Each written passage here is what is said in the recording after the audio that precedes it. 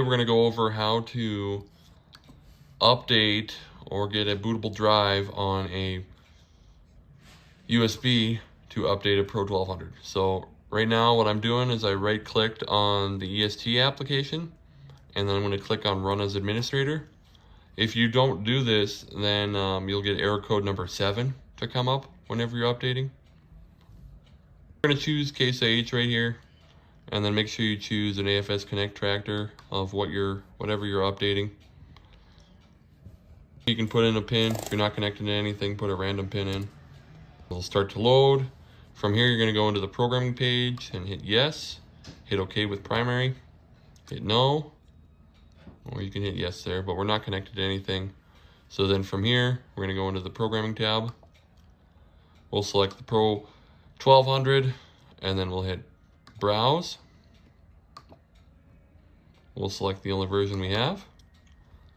We'll hit OK. It's just telling us what files are in there. Then we'll hit program download. Right, so then we hit OK here. With our USB plugged in, we're going to keep continuing with the process. It'll essentially ask us what USB we want to program. And then it'll say you want to create a bootable drive. We'll hit OK. And then it'll ask us to insert the memory device, the USB. And then we'll select our drive, hit next. And then it's basically erasing everything on the drive, getting it ready so we can install software on it.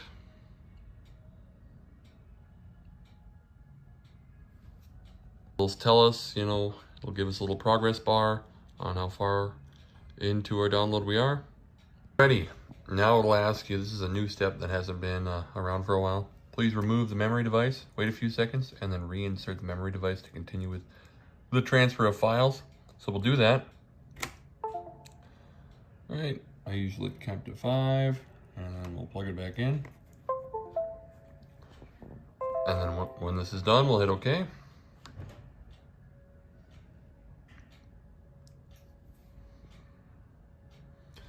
And now we wait for another progress bar to load, and this is the finishing up of the transfer of files.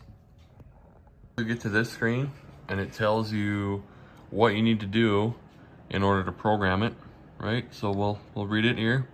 Turn off the display, insert the memory device we just programmed, turn on the display, and we'll start installing. The display will reboot and a prompt will update. If using a dual display before this step in the process, wait for communication between the displays to properly set up. And there's a little icon on the bottom right that comes on if you're doing it right.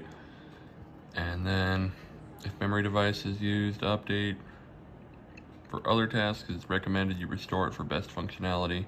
And that's this restore down here. If you wanted to wipe out all our programming on this USB, you'd hit restore. Otherwise, we want to use the program, we'll hit finish.